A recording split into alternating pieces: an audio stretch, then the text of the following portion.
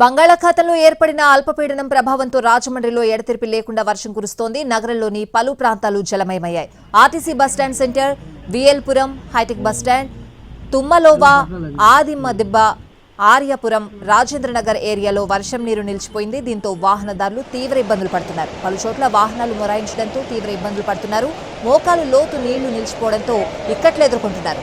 వర్షం నీటికి డ్రైనేజీలు పొంగి పొర్లి రోడ్లపైకి చేరుతున్నాయి. దీంతో రహదారులన్నీ వర్షం నీటితో నిండిపోయి చెరువులను తలపిస్తున్నాయి.